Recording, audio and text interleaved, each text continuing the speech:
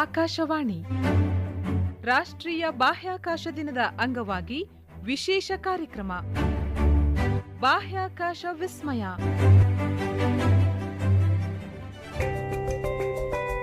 ಚಂದ್ರನನ್ನು ಸ್ಪರ್ಶಿಸುತ್ತಲೇ ಬದುಕನ್ನು ಸ್ಪರ್ಶಿಸಿದ ಯಾನ, ಭಾರತದ ಅಂತರಿಕ್ಷ ಪಯಣ. ಮಾತನಾಡುತ್ತಾರೆ ಡಾಕ್ಟರ್ ಎಸ್ ಹಿರಿಯಣ್ಣ. ಭಾರತೀಯ ಬಾಹ್ಯಾಕಾಶ ಕಾರ್ಯಕ್ರಮ ಹೆಜ್ಜೆ ಗುರುತುಗಳು ಮತ್ತು ಸಾಧನೆಗಳು. ಭಾರತವು ಬಾಹ್ಯಾಕಾಶ ಸಂಶೋಧನೆಯಲ್ಲಿ ಸಾಧಿಸಿದ ಪಯಣ ಸುಮಾರು 60 ವರ್ಷಗಳ ಹಿಂದೆ ಆರಂಭವಾಯಿತು. ಭಾರತದ ಮೊದಲ ಸೌಂಡಿಂಗ್ ರಾಕೆಟನ್ನು ತಿರುವನಂತಪುರದ ಬಳಿಯಿರುವ ತುಂಬಾ ಎಂಬ ಹಳ್ಳಿಯಿಂದ ನವೆಂಬರ್ 21, 1963ರಂದು ಅಮೆರಿಕ ನಿರ್ಮಿತ ನೈಕ್ ಅಪಾಚೆಯನ್ನು ಯಶಸ್ವಿಯಾಗಿ ಉಡಾಯಿಸಲಾಯಿತು. ತುಂಬಾ ಬಳಿಯಲ್ಲೇ ಭೂಮಿಯ ಮ್ಯಾಗ್ನೆಟಿಕ್ ಈಕ್ವೆಟಾರ್ ಹಾದು ಹೋಗುವುದರಿಂದ ಇಲ್ಲೇ ತುಂಬಾ ಈಕ್ವೆಟೋರಿಯಲ್ ರಾಕೆಟ್ ಲಾಂಚಿಂಗ್ ಸ್ಟೇಷನ್ ಟರ್ಲ್ಸ್ ಅನ್ನು ಸ್ಥಾಪಿಸಿ ಹೊರ ದೇಶಗಳ ಬಾಹ್ಯಾಕಾಶ ಪ್ರಯೋಗಗಳಿಗೆ ಟರ್ಲ್ಸ್ ಅನ್ನು ಬಳಸಲು ಫೆಬ್ರವರಿ 1968ರಲ್ಲಿ ವಿಶ್ವಸಂಸ್ಥೆಗೆ ಸಮರ್ಪಿಸಿದರು. ಇಸ್ರೋದ ರೋಹಿಣಿ ಸೌಂಡಿಂಗ್ ರಾಕೆಟ್ ಕಾರ್ಯಕ್ರಮದಲ್ಲಿ ಅನೇಕ ಗಾತ್ರದ ರೋಹಿಣಿ ಸೌಂಡಿಂಗ್ ರಾಕೆಟ್ಗಳನ್ನು ತಯಾರಿಸಿ ಉಡಾಯಿಸಲಾಗಿದೆ. ಈ ಕಾರ್ಯಕ್ರಮವು ಇಸ್ರೋದ ಉಪಗ್ರಹಗಳನ್ನು ಉಡಾಯಿಸುವ ರಾಕೆಟ್ ಸಂಶೋಧನಾ ತಂತ್ರಜ್ಞಾನಕ್ಕೆ ತಳಹದಿಯಾಯಿತು. ತುಂಬಾದಲ್ಲಿರುವ ಸೇಂಟ್ ಮೇರೀಸ್ ಮ್ಯಾಗ್ಡಲಿನ್ ಚರ್ಚ್ ಹಾಗೂ ಸೇಂಟ್ ಲೂಯಿ ಶಾಲೆಯ ಆವರಣದಲ್ಲಿ ಟರ್ಲ್ಸ್ ತನ್ನ ಕಚೇರಿ ಹಾಗೂ ಪ್ರಯೋಗಾಲಯಗಳನ್ನು ಪ್ರಾರಂಭಿಸಿತು. ನಂತರದ ವರ್ಷಗಳಲ್ಲಿ ಅನೇಕ ಘಟಕಗಳು ರಾಕೆಟ್ ತಂತ್ರಜ್ಞಾನದ ಸಂಶೋಧನೆಯನ್ನು ಮುಂದುವರೆಸಿ ಜುಲೈ 1972ರಲ್ಲಿ ಈ ಘಟಕಗಳೆಲ್ಲವನ್ನೂ ಒಗ್ಗೂಡಿಸಿ ವಿಕ್ರಮ್ ಸಾರಾಭಾಯ್ ಬಾಹ್ಯಾಕಾಶ ಕೇಂದ್ರ, ವಿಕ್ರಮ್ ಸಾರಾಭಾಯ್ ಸ್ಪೇಸ್ ಸೆಂಟರ್ ವಿಎಸ್ಎಸ್ಸಿ ಎಂದು ಪ್ರಧಾನ ಕೇಂದ್ರವನ್ನಾಗಿ ಸ್ಥಾಪಿಸಲಾಯಿತು. ಈ ಕೇಂದ್ರವು ಇಂದು ಭಾರತದ ಹಾಗೂ ಇತರ ದೇಶಗಳ ಉಪಗ್ರಹಗಳನ್ನು ಬಾಹ್ಯಾಕಾಶಕ್ಕೆ ಉಡಾವಣೆ ಮಾಡುವ ಅತ್ಯಾಧುನಿಕ ರಾಕೆಟ್ಗಳನ್ನು ಹಾಗೂ ಅದರ ಬಿಡಿ ಭಾಗಗಳನ್ನು ಅಭಿವೃದ್ಧಿಪಡಿಸುತ್ತಿದೆ. ಮೊದಲಿಗೆ ಸ್ಯಾಟಲೈಟ್ ಲಾಂಚ್ ವೆಹಿಕಲ್ SLV, ನಂತರ augmented satellite launch vehicle ASLV, ತದನಂತರ polar satellite launch vehicle PSLV ಹಾಗೂ ಜಿಯೋಸ್ಟೇಷನರಿ ಸ್ಯಾಟಲೈಟ್ ಲಾಂಚ್ ವೆಹಿಕಲ್ GSLV ಮೊದಲಾದ ರಾಕೆಟ್ಗಳನ್ನು ನಿರ್ಮಿಸಲಾಗಿದೆ. ಅತಿ ಹೆಚ್ಚು ಸಾಮರ್ಥ್ಯದ GSLV ಮಾರ್ಕ್ III ರಾಕೆಟ್ಗಳನ್ನು ಅಭಿವೃದ್ಧಿಪಡಿಸಿದ ಪರಿಣಾಮ 4000 ಕಿಲೋಗ್ರಾಂ ತೂಕದ ಭೂಸ್ಥಿರ ಉಪಗ್ರಹಗಳನ್ನು ಅಥವಾ 10,000 ಕಿಲೋಗ್ರಾಂ ತೂಕದ ದೂರ ಸಂವೇದಿ ಉಪಗ್ರಹಗಳನ್ನು ಉಡಾವಣೆ ಮಾಡುವ ಸಾಮರ್ಥ್ಯವನ್ನು ಇಸ್ರೋ ಈಗ ಹೊಂದಿದೆ. ಹೀಗೆ ಸಣ್ಣ ಸೌಂಡಿಂಗ್ ರಾಕೆಟ್ಗಳಿಂದ ಪ್ರಾರಂಭಿಸಿ ಭಾರತದ ಬಾಹುಬಲಿ ಎನಿಸಿಕೊಂಡಿರುವ GSLV ಮಾರ್ಕ್ III ರಾಕೆಟ್ಟುಗಳವರೆಗೆ ವಿಭಿನ್ನ ಸಾಮರ್ಥ್ಯದ ರಾಕೆಟ್ಟುಗಳನ್ನು VSSC ತಯಾರು ಮಾಡಲು ಶಕ್ತವಾಗಿದೆ. ಈ ದಿಶೆಯಲ್ಲಿ ಮರುಬಳಕೆ ಮಾಡಬಹುದಾದ ಉಡಾವಣಾ ವಾಹನಗಳು, reusable launch vehicles, air breathing propulsion ಹಾಗೂ ಮಾನವ ಬಾಹ್ಯಾಕಾಶ ಯಾನದ ಕಡೆಗೆ ನಿರ್ಣಾಯಕ ತಂತ್ರಜ್ಞಾನಗಳ ಸಂಶೋಧನೆಗಳು ಜರುಗುತ್ತಿವೆ.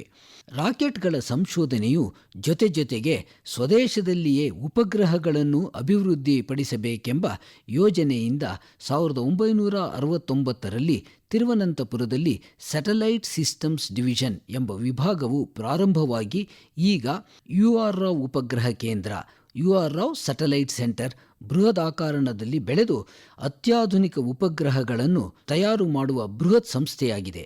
360 ಕಿಲೋಗ್ರಾಂ ತೂಕದ ಪ್ರಾಯೋಗಿಕ ಉಪಗ್ರಹವಾದ ಆರ್ಯಭಟ ಭಾರತದ ಮೊದಲನೆಯ ಉಪಗ್ರಹವಾಗಿ ಈಗ 10 ಕಿಲೋಗ್ರಾಂ ಭಾರದ ನ್ಯಾನೋ ಉಪಗ್ರಹಗಳಿಂದ ಹಿಡಿದು ಸುಮಾರು 6,000 ಕಿಲೋಗ್ರಾಂ ತೂಕದ ಉಪಗ್ರಹಗಳನ್ನು ನಿರ್ಮಾಣ ಮಾಡುವ ಸಾಮರ್ಥ್ಯವಿದ್ದು ಇವುಗಳನ್ನು ಭೂಮಿಗೆ ಹತ್ತಿರದ ಕಕ್ಷೆಗಳಿಂದ ಹಿಡಿದು ಮಂಗಳ ಗ್ರಹದ ಕಕ್ಷೆಯವರೆಗೆ ಉಡಾವಣಾ ಮಾಡುವ ಸಾಮರ್ಥ್ಯ ಹೊಂದಿ ಭಾರತವು ಬಾಹ್ಯಾಕಾಶ ಸಾಧನೆಯಲ್ಲಿ ಮಹತ್ತರ ಹೆಜ್ಜೆಯನ್ನಿಟ್ಟಿದೆ.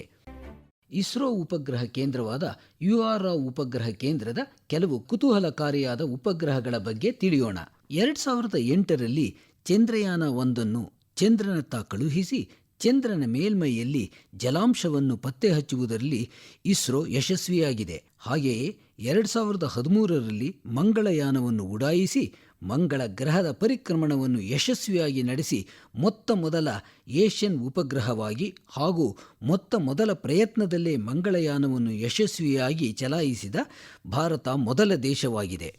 2023ರಲ್ಲಿ ಚಂದ್ರಯಾನ 3 ಉಡಾಯಿಸಿ ಚಂದ್ರನ ದಕ್ಷಿಣ ಧ್ರುವದ ಬಳಿ ಯಶಸ್ವಿಯಾಗಿ ಇಳಿಸಿ ಚಂದ್ರನ ಅಧ್ಯಯನಕ್ಕೆ ಮಹತ್ತರವಾದ ಕೊಡುಗೆಯನ್ನು ನೀಡಿದೆ.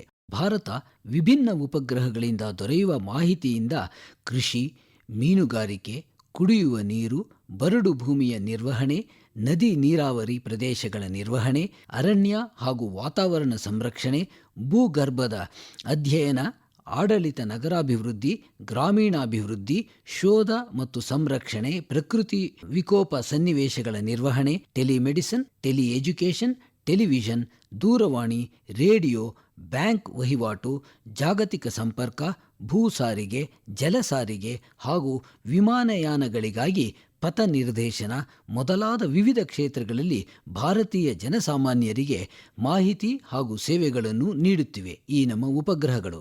ಈ ನಿಟ್ಟಿನಲ್ಲಿ ನಮ್ಮ ದೇಶದ ಅನೇಕ ದೂರ ಸಂವೇದಿ ಉಪಗ್ರಹಗಳು, ಇಂಡಿಯನ್ ರಿಮೋಟ್ ಸೆನ್ಸಿಂಗ್ ಸ್ಯಾಟಲೈಟ್ಸ್, ಮಾಹಿತಿಯನ್ನು ನಿರಳವಾಗಿ ಒದಗಿಸುತ್ತಿವೆ. ಹಾಗೆಯೇ ಭೂಮಿಯಿಂದ 36,000 ಕಿಲೋಮೀಟರ್ ಮೇಲೆ ಇದ್ದು ಭೂಸ್ಥಿರ ಕಕ್ಷೆಯಿಂದ ಜಿಯೋಸ್ಟೇಷನರಿ ಆರ್ಬಿಟ್ನಿಂದ ನಮ್ಮ ಅನೇಕ ಇನ್ಸ್ಯಾಟ್ ಹಾಗೂ ಜಿಸ್ಯಾಟ್ ಉಪಗ್ರಹಗಳು ಸದಾ ಸಂಪರ್ಕದಲ್ಲಿದ್ದು ಅಪಾರ ಸೇವೆ ಸಲ್ಲಿಸುತ್ತಿವೆ. 2 ಉಡಾವಣಾ ವೇದಿಕೆಗಳಿರುವ ಭಾರತದಲ್ಲಿ ಉಪಗ್ರಹಗಳನ್ನು ಉಡಾವಣೆ ಮಾಡುವ ಶ್ರೀಹರಿಕೋಟಾದಲ್ಲಿರುವ ಸತೀಶ್ ಧಾವನ್ ಸ್ಪೇಸ್ ಸೆಂಟರ್, ಜೊತೆಗೆ ಅಹಮದಾಬಾದ್ನಲ್ಲಿರುವ ಸ್ಪೇಸ್ ಅಪ್ಲಿಕೇಶನ್ ಸೆಂಟರ್, ವಳಿಯಮಲದಲ್ಲಿ ಹಾಗೂ ಬೆಂಗಳೂರಿನಲ್ಲಿ ಇರುವ ಲಿಕ್ವಿಡ್ ಪ್ರೊಪಲ್ಷನ್ ಸಿಸ್ಟಮ್ ಸೆಂಟರ್, ಮಹೇಂದ್ರಗಿರಿಯಲ್ಲಿರುವ ಇಸ್ರೋ ಪ್ರೊಪಲ್ಷನ್ ಕಾಂಪ್ಲೆಕ್ಸ್, ತಿರುವನಂತಪುರದಲ್ಲಿರುವ ಇಸ್ರೋ ಇನರ್ಷಿಯಲ್ ಸಿಸ್ಟಮ್ಸ್ ಯೂನಿಟ್, ಹೈದರಾಬಾದ್ನಲ್ಲಿರುವ ನ್ಯಾಷನಲ್ ರಿಮೋಟ್ ಸೆನ್ಸಿಂಗ್ ಸೆಂಟರ್, ಡೆಹ್ರಾಡೂನ್ನಲ್ಲಿರುವ Indian institute of remote sensing, ಅಹಮದಾಬಾದ್ನಲ್ಲಿರುವ developmental and educational communication unit, ಬೆಂಗಳೂರಿನಲ್ಲಿರುವ ಇಸ್ರೋ ಸ್ಯಾಟಲೈಟ್ ಸೆಂಟರ್, ಜೊತೆಗೆ ಲ್ಯಾಬೊರೇಟರಿ ಫಾರ್ ಎಲೆಕ್ಟ್ರೋ ಆಪ್ಟಿಕ್ಸ್ ಹಾಗೂ ಉಪಗ್ರಹಗಳು ಉಡಾವಣೆಯಾದ ನಂತರ ಟ್ರ್ಯಾಕ್ ಮಾಡುವ ಹಾಸನ ಹಾಗೂ ಭೋಪಾಲ್ನಲ್ಲಿರುವ ಮಾಸ್ಟರ್ ಕಂಟ್ರೋಲ್ ಫೆಸಿಲಿಟಿ, ದೇಶದ ಅನೇಕ ಭಾಗಗಳಲ್ಲಿರುವ ISRO telemetry tracking and command network, Indian deep space ನೆಟ್ವರ್ಕ್ಗಳು ಭಾರತದ ಬಾಹ್ಯಾಕಾಶ ಸಂಶೋಧನೆಯಲ್ಲಿ ಅಪಾರ ಸೇವೆ ಸಲ್ಲಿಸುತ್ತಿವೆ.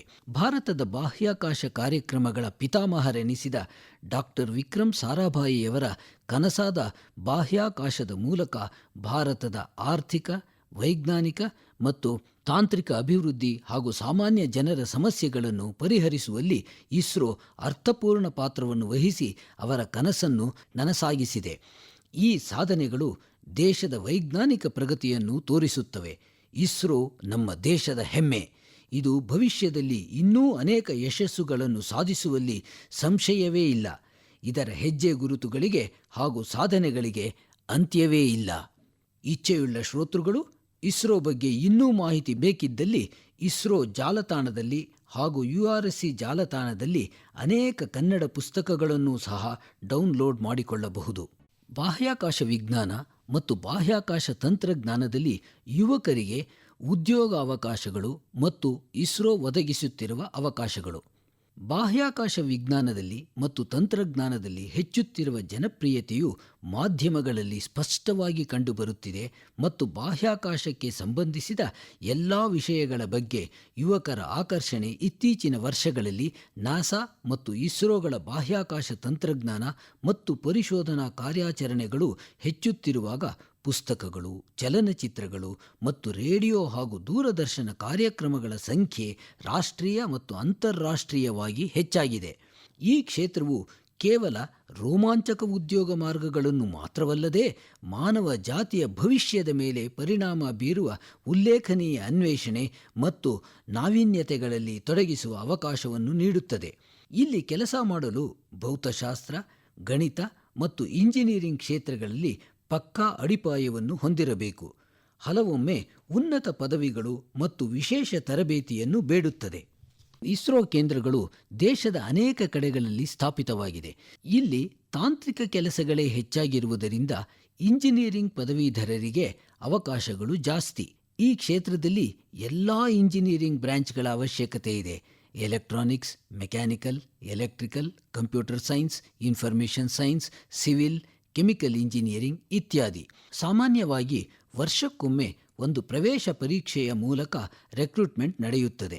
ಅಂತರ್ಜಾಲದಲ್ಲಿ ಇಸ್ರೋ ವೆಬ್ಸೈಟ್ನಲ್ಲಿ ಇದರ ಬಗ್ಗೆ ಎಲ್ಲ ಮಾಹಿತಿ ದೊರೆಯುತ್ತದೆ. ಇಂಜಿನಿಯರ್ಗಳಲ್ಲದೆ ಬಿಎಸ್ಸಿ, ಎಂಎಸ್ಸಿ ಪದವೀಧರರೂ ಸಹ ಇಸ್ರೋದಲ್ಲಿ ನೇಮಕಗೊಳ್ಳುತ್ತಾರೆ. ಈ ಹುದ್ದೆಗಳ ಬಗ್ಗೆ ದಿನಪತ್ರಿಕೆಗಳಲ್ಲಿಯೂ ಹಾಗೂ ಇಸ್ರೋ ವೆಬ್ಸೈಟ್ನಲ್ಲಿಯೂ ವಿವರಗಳು ದೊರೆಯುತ್ತವೆ. ಹಾಗೆಯೇ ಅನೇಕ ಕ್ಷೇತ್ರದ ಡಿಪ್ಲೊಮೊ ಹೋಲ್ಡರ್ಸ್ಗಳೂ ಸಹ ನೇಮಕಗೊಳ್ಳುತ್ತಾರೆ. ಉನ್ನತ ಪದವೀಧರರಾದ ಎಂಟೆಕ್, ಪಿಎಚ್ಡಿ ಇವರುಗಳಿಗೂ ಸಹ ಹುದ್ದೆಯ ಅವಕಾಶವಿದೆ. ತಾಂತ್ರಿಕವಲ್ಲದ ಆಡಳಿತಾತ್ಮಕ ಹುದ್ದೆಗಳೂ ಕೂಡ ಸಾಕಷ್ಟು ಇರುತ್ತವೆ. ಬಿಕಾಂ, ಬಿಎ, ಬಿಬಿಎ, ಬಿಬಿಎಂ ಮುಂತಾದ ಪದವೀಧರರಿಗೆ ಇಲ್ಲಿ ಅವಕಾಶ ಉಂಟು. ಈ ಎಲ್ಲ ಅವಕಾಶಗಳು ಬಂದಾಗ ಇಸ್ರೋ ವೆಬ್ಸೈಟ್ನಲ್ಲಿ ವಿವರವಾಗಿ ಹೇಳುತ್ತಾರೆ. ಸೆಕೆಂಡ್ ಪಿಯುಸಿ ಅಥವಾ 12ನೇ ತರಗತಿಯಾದ ಮೇಲೆ ವಿದ್ಯಾರ್ಥಿಗಳು ಇಸ್ರೋ ಸೇರಲು ಇಚ್ಛಿಸಿದರೆ ಅವರು ಜೆಇಇ ಸ್ಕೋರ್ ಮೇಲೆ ಇಸ್ರೋದ Indian institute of space science and technology, ಇದು ತಿರುವನಂತಪುರದಲ್ಲಿದೆ, ಇಲ್ಲಿಗೆ ಸೇರಿ ಇಂಜಿನಿಯರಿಂಗ್ ಪದವೀಧರರಾಗಿ ನೇರವಾಗಿ ಇಸ್ರೋಗೆ ಸೇರಬಹುದು. ಇದರ ಮಾಹಿತಿ ಸಹ ಇಸ್ರೋ ವೆಬ್ಸೈಟ್ನಲ್ಲಿ ದೊರೆಯುತ್ತದೆ. ಬಿಇ ಅಥವಾ ಎಂಟೆಕ್ ವಿದ್ಯಾರ್ಥಿಗಳಿಗೆ ಇಸ್ರೋದಲ್ಲಿ ಇಂಟರ್ನ್ಶಿಪ್ ಮಾಡುವ ಅವಕಾಶವೂ ಇದೆ. ಈಗ ಅನೇಕ ಖಾಸಗಿ ಬಾಹ್ಯಾಕಾಶ ಉದ್ಯಮಗಳು ದೇಶದಲ್ಲಿ ಪ್ರಾರಂಭವಾಗಿವೆ. ಇವು ಯುವಕರಿಗೆ ಉತ್ತಮ ಅವಕಾಶಗಳನ್ನು ಒದಗಿಸುತ್ತವೆ. ಒಟ್ಟಾಗಿ ಬಾಹ್ಯಾಕಾಶ ವಿಜ್ಞಾನ ಮತ್ತು ಬಾಹ್ಯಾಕಾಶ ತಂತ್ರಜ್ಞಾನ ಕ್ಷೇತ್ರವು ಯುವಕರಿಗೆ ಅವಕಾಶಗಳಿಂದ ತುಂಬಿದೆ. ಅವರ ಆಸಕ್ತಿಗಳು ಇಂಜಿನಿಯರಿಂಗ್, ವೈಜ್ಞಾನಿಕ ಸಂಶೋಧನೆ, ತಂತ್ರಜ್ಞಾನ ಅಭಿವೃದ್ಧಿ ಅಥವಾ ನೀತಿ ನಿರ್ಮಾಣದ ಯಾವುದೇ ಕ್ಷೇತ್ರದಲ್ಲಿರಲಿ ಅನ್ವೇಷಿಸಲು ಅನೇಕ ಮಾರ್ಗಗಳಿವೆ. ಬಾಹ್ಯಾಕಾಶ ಅನ್ವೇಷಣೆ ಮತ್ತು ಖಾಸಗಿ ಉದ್ದಿಮೆಗಳಲ್ಲಿ ಹೆಚ್ಚುತ್ತಿರುವ ಭಾಗವಹಿಸುವಿಕೆಯಿಂದಾಗಿ ಈ ಕ್ಷೇತ್ರವು ವಿಸ್ತರಿಸುತ್ತಲೇ ಇದೆ. ಮುಂದಿನ ಪೀಳಿಗೆ ಬಾಹ್ಯಾಕಾಶ ಉತ್ಸಾಹಿಗಳಿಗೆ ರೋಮಾಂಚಕ ಮತ್ತು ಪರಿಣಾಮಕಾರಿ ವೃತ್ತಿಗಳನ್ನು ಒದಗಿಸುತ್ತಿದೆ. ಈ ಅವಕಾಶಗಳನ್ನು ಸ್ವೀಕರಿಸುವುದು ಕೇವಲ ವೈಯಕ್ತಿಕ ತೃಪ್ತಿ ಮತ್ತು ವೃತ್ತಿಜೀವನದ ಬೆಳವಣಿಗೆಯನ್ನೇ ಖಾತರಿಸುವುದಿಲ್ಲ, ಮಾನವ ಕೋಟಿಯ ಅನ್ವೇಷಣೆ ಮತ್ತು ಬ್ರಹ್ಮಾಂಡದ ಅರಿವಿಗೆ ಸಹಕಾರಿಯಾಗಲು ಅವಕಾಶ ಒದಗಿಸುತ್ತದೆ. ರಾಷ್ಟ್ರೀಯ ಬಾಹ್ಯಾಕಾಶ ದಿನದ ಅಂಗವಾಗಿ ವಿಶೇಷ ಕಾರ್ಯಕ್ರಮ ಬಾಹ್ಯಾಕಾಶ ವಿಸ್ಮಯ ಕೇಳಿದಿರಿ. ಮಾತನಾಡಿದವರು ಡಾಕ್ಟರ್ ಎಸ್ ಹಿರಿಯಣ್ಣ. ಚಂದ್ರನನ್ನು ಸ್ಪರ್ಶಿಸುತ್ತಲೇ ಬದುಕನ್ನು ಸ್ಪರ್ಶಿಸಿದ ಯಾನ, ಭಾರತದ ಅಂತರಿಕ್ಷ ಪಯಣ. ಕಾರ್ಯಕ್ರಮ ನಿರ್ಮಾಣ ನಂದನ್ ಕುಮಾರ್ ಎಲ್ಒ. ಈ ಕಾರ್ಯಕ್ರಮ ಆಕಾಶವಾಣಿ ಬೆಂಗಳೂರು ಕೇಂದ್ರದ ಕೊಡುಗೆ.